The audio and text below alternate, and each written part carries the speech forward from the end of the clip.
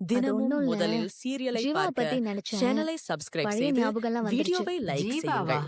எந்த ஜீவாடி? என்னம்மா ஜீவாவைய மறந்துட்டியா நீ? அது தெரிஞ்சு அவன் பயங்கரமா கோச்சுக்க போறான். அக்கா என்ன சொல்ற? யாரு அந்த கமலாம்மாவோட பையனா? ம். ஏமா அந்த சின்ன வயசுல உன் கூடவே சுத்திக்கிட்டு சொப்பு சாமான்ல சமையல் செஞ்சுக்கிட்டு இருப்பானே அவனா? ம். இப்ப எதுக்குடி அவன் நினைப்பு உனக்கு? நேத்து தான் நான் அவனை பார்த்தேம்மா. நிஜமாவா? என்கிட்ட சொல்லவே இல்ல. எங்கடி பார்த்த? எப்படி இருக்கான்?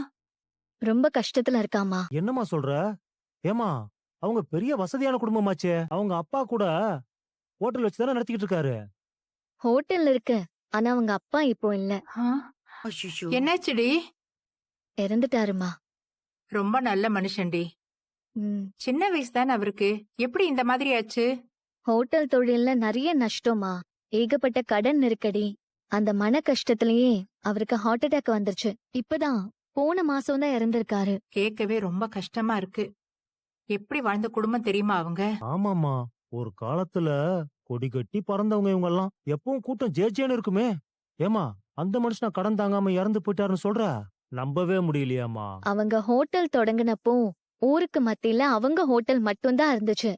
அதனால ஹோட்டல்னாலே எல்லாரும் அங்கதான் போனாங்க. ஆனா இன்னைக்கு அப்படி இல்லையே. தெருவுக்கு தெரு ஹோட்டல் வந்துருச்சு. இங்க நம்மள மாதிரி இடியாப்ப கடை, டிஃபன் கடைன்னு ஆள் ஆளுக்கு ஆரம்பிச்சுட்டாங்க. ம். ஆனாலும் அந்த ஹோட்டலுக்குன்னு ஒரு தனி டேஸ்ட் இருக்குமே. அந்த கூட்டம் எப்பவுமே வந்துகிட்டு தானமா இருக்கும். வரலையே, அதான பிரச்சனை. ஏன்? அவங்களால இப்ப இருக்கிற தலைமுறையோட போட்டி போட முடியலையேமா. ஜெனரேஷன் மாறி, அவங்க ரசனை மாறி, டேஸ்ட் மாறினதுக்கு அப்புறமும் எதையுமே மாத்திக்காம பழைய மெனுவையே பிடிவாதமா வச்சிட்டு இருந்தா அப்புறம் யாருமா அங்க போவாங்க? அதான் ஜீவா இருக்கானேடி. இந்த தலைமுறை பையன் தானே. அவன் இதெல்லாம் பாத்துக்க மாட்டானா? ஹோட்டல் தொழில்ல அவனுக்கு இன்ட்ரெஸ்ட் இருந்திருந்தா அவங்க அப்பா ஏன் அவனை விட்டுட்டு போறாரு? புரியல. அவங்களுக்கு அவன் தானே ஒரே புள்ள. எப்படியா இருந்தாலும் அப்பாவுக்கு அப்புறம் அவன் தானே அந்த ஹோட்டல்ல நடத்தி ஆகணும். இல்ல சித்தப்பா, அவனுக்கு அதுல விருப்பமே இல்ல. வெளிநாட்டுல பெரிய யூனிவர்சிட்டில ஓ. படிக்கணும்னு ஆசைப்பட்டான். ம். அவங்க அப்பாவும் அவன் ஆசையை நிறைவேத்தி அங்க அனுப்பி வச்சாரு. ரொம்ப வருஷத்துக்கு அப்புறம் அவங்க அப்பா சாக கிடக்குற நிலைமையில தான் அவன் பார்க்கவே வந்திருக்கான். ஆ, ஓ. புள்ளைங்க வெளிநாட்டுக்கு போயிட்டா இதான் ஒரு பெரிய கொடுமை. ஒரு நெருக்கடியில உயிருக்கு ஆபத்தான நிலைமையில கூட யாரும் பக்கத்துல இருக்க முடியாது. என்ன வாழ்க்கையோ. கமலாம்மாவை நினைச்சாதான் ரொம்ப கவலையா இருக்கு. என் வாழ்க்கையில பாதி நாள் மகா வீட்லயும் கமலாம்மா வீட்லயும் தான் மாத்தி மாத்தி வேலை செஞ்சேன். அப்போ உனக்கு ஒரு 8 வயசு இருக்கும். ஜீவாவுக்கு ஒரு 10 வயசு இருக்கும். நான் சமயக்கட்டுல வீட்டு வேலை செஞ்சிட்டு இருப்பேன். நீயும் ஜீவாவும் வீட்டு படத்தை மாத்தி மாத்தி எழுதிட்டு இருப்பீங்க. உன்னை பார்த்தாலே அவன் ரொம்ப சந்தோஷம் ஆயிடுவான். உன்னை கூட்டிட்டு போலன்னு வச்சுக்கேன், அவன் மூஞ்சே மாறிடும். எனக்கு நல்ல ஞாபகம் இருக்கு. நானும் அந்த வீட்டுக்கு வந்திருக்கேனே. அந்த அம்மா உன்னை வேலை செய்ய வந்தவங்க மாதிரியே நடத்தலையே. அவ்வளவு அன்பா பண்பா சொந்தக்காரங்க கிட்ட பழகுற மாதிரி தானே உங்ககிட்ட பழகுனாங்க.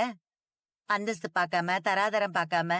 இந்த காலத்துல யார் அந்த மாதிரி எல்லாம் இருக்கா? அந்த மாதிரி குடும்பத்துக்கு கடைசியில கடவுள் கொடுக்கற சோதனை பாத்தியா? கெட்டு போன குடும்பம் வாழலாம், ஆனா நல்லா வாழ்ந்த குடும்பம் கெட்டு போக கூடாதுன்னு வாங்க. இவங்களுக்கே இந்த நிலைமை வரணும். Good morning sir. வாங்க உக்காருங்க. தேங்க்யூ. சொல்லுங்க அன்பு. ஆல்ரெடி எங்க ஹோட்டல் சக்சஸ்ஃபுல்லா ரன் ஆயிட்டு இருக்கு. எந்த வகையில உங்க ஐடியா எங்க கம்பெனிக்கு லாபகரமா இருக்கும்? சார், ஹோட்டல் இண்டஸ்ட்ரியில ஏற்கனவே உங்களுக்கு பெரிய ரெப்புடேஷன் இருக்கு. தனியா எந்த ப்ரமோஷன் உங்களுக்கு எல்லாம் தேவையில்லை. உங்க ஹோட்டலோட பேரே பெரிய பிராண்ட் தான். ஹோட்டல்ல சாப்பிடணும்னா உள்ளூர் மக்கள் தேடுறதே உங்க ஹோட்டல்ல தான். அதே மாதிரி வெளியூர்ல இருந்து யாரு சென்னைக்கு வந்தாலும் அவங்க ஃபர்ஸ்ட் ப்ரெஃபரன்ஸ் உங்க ஹோட்டல் தான். மிஸ்டர் அன்பு, இந்த தொழில்ல நாங்க 20 வருஷமா பெருமையா கட்டி காத்துட்டு இருக்கோம். இதுல நீங்க புதுசா என்ன மாற்றம் கொண்டு வருவீங்கன்னு நினைக்கிறீங்க? ஏற்கனவே நாங்க நல்லா தானே பண்ணிட்டு இருக்கோம். இல்ல சார், உங்க பிராண்ட் நேம் தான் உங்களோட பிக்கஸ்ட் ஸ்ட்ரென்த். அதை யூஸ் பண்ணி இந்த ஃபுட் இண்டஸ்ட்ரியில இன்னும் பெரிய அளவுல சாதிக்கலாம் sir. I understand your point. Can you elaborate this? Sure sir. பிசினஸ்ல பெரிய பேர் எடுக்கிறது சாதாரண விஷயம் இல்ல சார். அதை நம்ம தக்க வைக்கணும்னா அதை நெக்ஸ்ட் லெவலுக்கு நம்ம கொண்டு போகணும். ஹோட்டலுங்கிறது ஆயிரக்கணக்கான மக்கள் ஆர்வமா கிளம்பி வர ஒரு இடம். அதை நீங்க ஏற்கனவே பண்ணிட்டீங்க. இப்ப நீங்க அடுத்த ஸ்டேஜுக்கு போகணும் சார். அதான் சார் ஃபியூச்சர். இன்ட்ரெஸ்டிங். ஆனா ஐடியாவை மட்டும் சொல்ல மாட்டேங்கிறீங்களே. ஆர்வத்தை மட்டும் தோன்றீங்க. சார், கான்செப்ட் ரொம்ப சிம்பிள் சார். கான்செப்ட் பேரு கிளவுட் கிச்சன். இதுதான் உங்க பிராண்டுக்கு தேவைப்படுற அப்டேட். இந்த கான்செப்ட் தான் ஃபுட் இண்டஸ்ட்ரியில பெரிய ரெவல்யூஷனா மாறிக்கிட்டு இருக்கு. என்ன கான்செப்ட் சொல்றீங்க? கிளவுட் கிச்சனா? ஆமா சார், அதான் சார் இப்ப ட்ரெண்டிங்ல போயிட்டு இருக்கு. அதுக்கு நாங்க எதுக்கு மாறணும் அன்பு? அது கம்ப்ளீட்டா வேற செட்டப் ஆச்சு. அது உண்மைதான் சார். ஆனா சான்ஸ் கிடைக்கும் போது அதை மிஸ் பண்ண கூடாது சார். அன்பு, கொஞ்சம் ஸ்ட்ரைட்டா விஷயத்துக்கு வரீங்களா? Very simple sir. உங்க ஹோட்டல்ல டெய்லி ஒரு 2000 பேர் சாப்பிடறதுக்கும் 20,000 பேர் சாப்பிடறதுக்கும் வித்தியாசம் இருக்கா இல்லையா? கண்டிப்பா இருக்கு. ஆனா அவ்வளவு பேரை நாங்க எப்படி? அவங்கள நீங்க தான் சார் வர வைக்கணும். ஃபுட்டை ரெடி பண்ணி அவங்க இடத்துக்கு அனுப்பி வைக்கலாமே. அதான் பார்சல் சர்வீஸ் இருக்கே. அதை தவிர நாங்க ஃபங்க்ஷன் ஆர்டர்லாம் எடுத்து பண்ணிட்டு தானே இருக்கோம். அதை நீங்க சின்ன லெவல்ல பண்ணிக்கிட்டு இருக்கீங்க சார். நான் உங்க பிசினஸ எக்ஸ்பெண்ட் பண்றதுக்கான ஐடியா கொடுத்துட்டு இருக்கேன். ஓ அப்படியா? கொஞ்சம் புரியுற மாதிரி சொல்லுங்களேன். Sure sir, just a minute sir. இதுதான் சார் கிளவுட் கிச்சனோட கான்செப்டோட Okay. Idea sir. Super Anbu. I am impressed. Thank you sir. Let's go head and implement this plan immediately Anbu. Sure sir. நீங்களே இதை லீட் பண்ணுங்க Anbu. Sure sir. Thank you so much. அப்புறம் உங்க salary expectations, requirements and account details எல்லாமே கொடுத்துருங்க. Sure sir. இமீடியட்டா உங்க ஒர்க்கை ஸ்டார்ட் பண்ணிடலாம். கண்டிப்பா சார். Thank you sir. சார் ஒரு நிமிஷம். என்ன மிஸ்டர் பவன்? மிஸ்டர் அன்புச்செல்வன், நீங்க ராஜேஸ்வரி கிளவுட் கிச்சனோட பார்ட்னர் தானே? ஆமா சார். ஆனா இப்ப இல்ல. ராஜேஸ்வரி கிளவுட் கிச்சன், இந்த பேரை நான் எங்கேயோ கேள்விப்பட்டிருக்கேனே. சார், சிட்டிலேயே பெரிய கிளவுட் கிச்சன் கம்பெனி அது. அதோட ஓனர் ராஜேஸ்வரியோட பேரன் தான் இவரு. கொஞ்ச நாளைக்கு முன்னாடி இவங்க அனுப்புன ஃபுட்ல கரப்பாம்பூச்சி பள்ளிலாம் விழுந்து கிடந்த ஞாபகம் இருக்கா? அந்த வீடியோ கூட வைரல் ஆகி கம்பெனிக்கே சீல் வச்சுட்டாங்க. தெரியுமா உங்களுக்கு? இங்க பாருங்க. மக்களின் உயிரோடு விளையாடும் ராஜேஸ்வரி கிளவுட் கிச்சன் காய்கறிக்கு பதிலாக கரப்பான் பூச்சிகளும் கலந்து தயாராகும் விஷ உணவு நிறுவனத்தின் இயக்குனர்களின் My ஒருவரான God, இந்த நியூஸா? தங்களுடைய தரத்தை நிரூபிப்பதற்காக இந்த நியூஸை நான் ஏற்கனவே கேள்விப்பட்டிருக்கேன். பிரியாணியில் சிக்கன் அந்த ஃபேமிலியோட வாரிசா நீங்க? கரப்பான் பூச்சிகள் சார், உள்ளன. இந்த சம்பவம் எங்களோட அஜாக்கிரதையால நடந்தது இல்ல சார். அதுக்கு பின்னாடி ஒரு பெரிய சதி இருக்கு. எங்க மேல எந்த தப்பு இல்லைன்னு இன்னும் கொஞ்ச நாள்ல நாங்க ப்ரூவ் பண்ணுவோம் சார். சாரி மிஸ்டர் அன்பு, எங்களால ரிஸ்க் எடுக்க முடியாது. என்ன நீங்க நம்புங்க சார். ஆக்சுவலா நான் இப்ப அந்த கம்பெனிலே இல்ல. நான் இப்ப அதுல பார்ட்னர் இல்ல. என் ஃபேமிலி விட்டு நான் பிரிஞ்சு வந்துட்டேன் சார். இதனால உங்களுக்கு எந்த ப்ராப்ளம் வராது சார். சாரி மிஸ்டர் அன்புச்செல்வன், அதுதான் எங்களுக்கு ரொம்ப பெரிய ரிஸ்க். சார், என்ன சார் சொல்றீங்க? இன்னைக்கு வேணா பிரிஞ்சு வந்திருக்கலாம். நாளைக்கு நீங்களும் உங்க பாட்டியை ஒண்ணு சேர்ந்துட்டீங்கன்னா எங்க பிசினஸ் என்ன ஆகும்? Yes, he is correct. உங்க பர்சனல் இஷ்யூஸ் நாளைக்கு சரியாயிடும். ஆனா எங்களோட பிசினஸ் சீக்ரெட்ஸ் ஒரு தடவை வெளியேறிடுச்சுன்னா திரும்ப வரவே வராது. ஐ அம் வெரி வெரி சாரி அன்பு. ப்ளீஸ் கிளம்புங்க. சார், நான் என்ன சொல்ல வரேன்னா நீங்க நினைக்கிற மாதிரி நீங்க அப்படி எதுவும் கிளம்புங்க மிஸ்டர் அன்பு. நல்ல வேளை இந்த நியூஸ பத்தி எனக்கு சொன்னீங்க. தென்மொழி, இது எப்படி இருக்கு? செம்மையா இருக்கே. எங்க வாங்குன? ஆன்லைன்ல ஆர்டர் பண்ணேன். இந்த மாதிரி டிசைன்லாம் கடையில கிடைக்கவே கிடைக்காதுல்ல. அதனால தான் ஆர்டர் பண்ணேன். இதெல்லாம் எனக்கு தெரியவே தெரியாது. ஏய், இது உனக்கு தான். என்ன சொல்ற? ஆமா, இத பார்த்த உடனே உனக்கு இது அழகா இருக்கும்னு தோணுச்சு. உனக்காக தான் வாங்கினேன். ஆ, என் செல்லம், ரொம்ப தேங்க்ஸ். உனக்கு இது பிடிச்சிருக்கா? சூப்பரா இருக்கு. கண்மணி, ஆ, கண்மணி, ஜீவா, ஆன்ட்டி வாங்க. ஆ. வாங்க ஆன்ட்டி, வா ஜீவா. அம்மா, சித்தி, சித்தப்பா யாரு வந்திருக்காங்கன்னு பாருங்க. வாங்க வாங்க வாங்க ஆன்ட்டி, வாங்க உட்காருங்க. வாங்க. உட்காரு ஜீவா. எப்படி இருக்க கண்மணி? சத்தியமா நான் உங்களை எதிர்பார்க்கவே இல்ல ஆன்ட்டி. நான் வரக்கூடாதா? ஐயோ, அது இல்ல. ஜீவா, நீங்க வர்றத பத்தி என்கிட்ட ஒரு வார்த்தை கூட சொல்லல. ஆக்சுவலி நான் உன்னை மீட் பண்ணதான் அம்மா கிட்ட சொன்னேன். உடனே அம்மா உங்க எல்லாரையும் பார்க்கணும்னு சொன்னாங்க. அதான் கையோட கூட்டிட்டு வந்துட்டேன். வாங்க வாங்க. வாங்க, வணக்கம்மா. வணக்கம், வணக்கம். வணக்கம். வாங்க வாங்க. அம்மா வணக்கம்மா. வணக்கம். வணக்கம்ப்பா. வணக்கம் தம்பி. உட்காரு காவேரி. நீங்களும் உட்காரு. சரிங்கம்மா. எல்லாரையும் சமமா நடத்துற உங்க குணம் இன்னும் மாறவே இல்லம்மா. என்ன சொல்றதுன்னே தெரியலம்மா. பக்கத்துல தான் இருந்திருக்கோம். ஆனா உங்களுக்கு இப்படி ஆனது கூட எங்களுக்கு தெரியாம போனது ரொம்ப கஷ்டமா இருக்கு. எல்லாம் கடந்து போகும் காவேரி. நடந்து முடிஞ்சத மாத்திர சக்திய கடவுள் யாருக்கும் கொடுக்கறது இல்ல.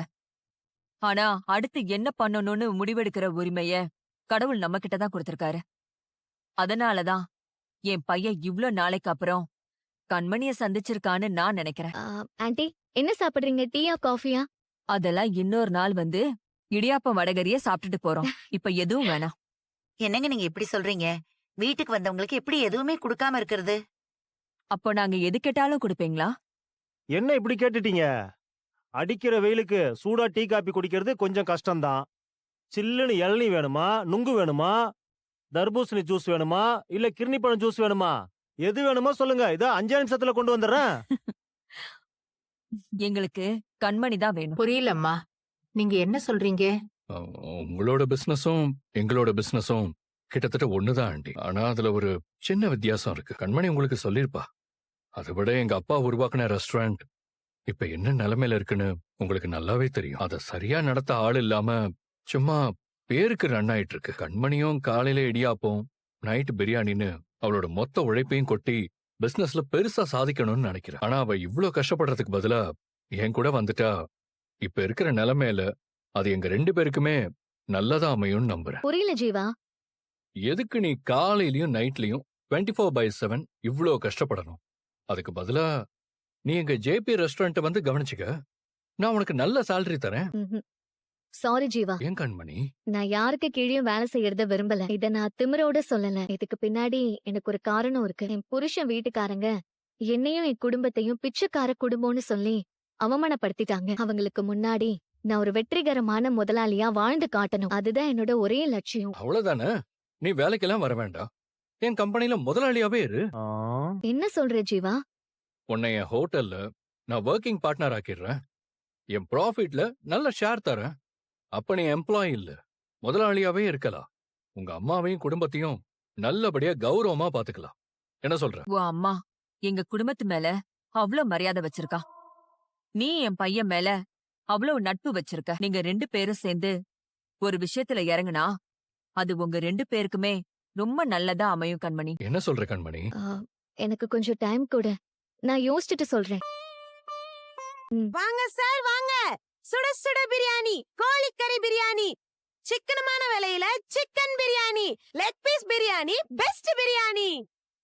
உங்க மிட் நைட்ட குட் நைட் ஆக்கும் ருசியான பிரியாணி. வாங்க சார் வாங்க. வாங்க சார் வாங்க. ஒரு தடவை சாப்பிட்டு பாருங்க, அப்புறம் விடவே மாட்டீங்க. சிக்கனமான விலையில சிக்கன் பிரியாணி. வாங்க சார் வாங்க. வாங்க சார். வண்டி கொஞ்சம் நிறுத்துங்க. ஹாஃப் பிளேட்டா ஃபுல் பிளேட்டா சார்? என்னமா நக்கலா? இல்ல சார், நிஜமாவே சூப்பர் பிரியாணி சார். வேணும்னா சாப்பிடுறவங்க கேட்டு பாருங்க. ஏய், ஏமா வண்டி நிறுத்த சொன்ன? அங்க பாருங்க பாட்டி. என்ன விளையாடுறியா? யாரு கேட்டுமா இங்க கடை போட்டீங்க? யாருமா பர்மிஷன் கொடுத்தா? லைசென்ஸ் இருக்கா? இல்ல சார், ஏய், நாங்க லைசென்ஸ் எல்லாம் எப்படி பண்ணி கடை நடத்துவா? முதல்ல கிளம்பு. Sir sir sir. ஏய், என்ன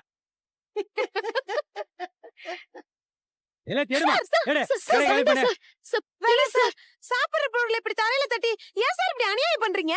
யோ, திமிர பாத்தியாயா இவளுக்கு? பிரியாணில இருக்க கொழுப்பை விட இவ வாய் கொழுப்பு ஜாஸ்தியா இருக்கு. சார் பாட்டி போலாமா? கடையை எடுக்க போறியா இல்லையா? ஏய், சொல்லிட்டே இருக்க. காலி பண்ணல. ஏய், எடு. ப்ளீஸ் சார், நாங்க லைசென்ஸ்க்கு அப்ளை பண்ணிட்டோம் சார். நாளைக்கு கிடைச்சிடும்னு சொல்லிருக்காங்க சார். நல்ல தரமான பிரியாணி சார். கஷ்டப்பட்டு செஞ்சுட்டு வந்து விக்கிறோம் சார். தயவு செஞ்சு அதை வீணாக்கிடாதீங்க சார். ப்ளீஸ் சார், நான் உங்களை கெஞ்சி கேட்டுக்கிறேன் சார். Please sir. இங்க பாரு, நாளைக்கு வந்து பாப்பேன். லைசென்ஸ் இல்லாம கடையை நீ போட்ட மொத்த பிரியாணியையும் தூக்கி குப்பையில போட்டு போயிருவேன். யோ ஆயா, நீ டென்ஷன் ஆகாதம்மா. அவங்க கடையுமே அவங்க செஞ்சுட்டு போனாங்க. நாளைக்கு தான் லைசென்ஸ் கிடைச்சிரும் சொன்னீங்கல்ல, அப்புறம் என்ன? இன்னைக்கு பிரியாணி சூப்பரா இருந்தது. நீங்க வியாபாரத்தை கவனிங்க. பா உட்காருங்கப்பா. கண்மணி, கத்திரிக்காய் பச்சடி எல்லாம் கீழே கொட்டி நாஸ்தி ஆயிடுச்சு. கொஞ்ச நேரம் பிரியாணி நீ அடி, நான் போய் அதெல்லாம் சுத்தம் பண்றேன்.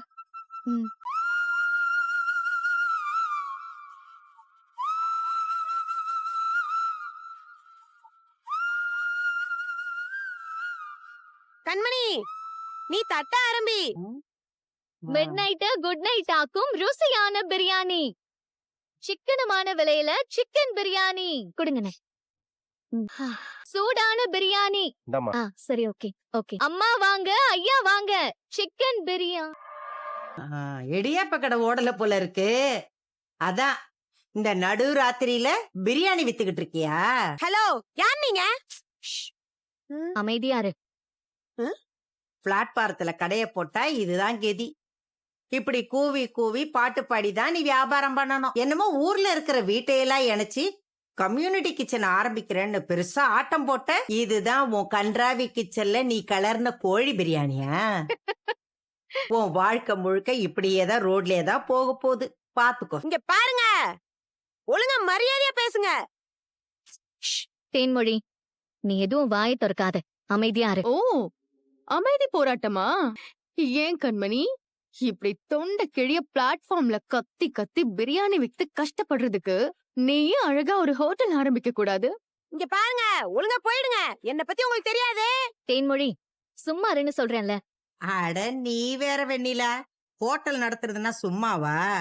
அதுக்கெல்லாம் லட்சக்கணக்குல கோடி கணக்குல எல்லாம் பணம் வேணும். இவகிட்ட ஏது அவ்வளவு பணம்? அது சரி பாட்டி, என்ன அது சரி, பணம் இருந்தா மட்டும் இவ அப்படியே ஹோட்டல் நடத்தி கிழிச்சிருவாளா? அதுக்கு சமையலை பத்தி முழுசா தெரிஞ்சிருக்கணுமே. ஆனா இவளுக்கு இடியாப்பம் சுத்துறதை தவிர வேற என்ன பெருசா தெரியும்?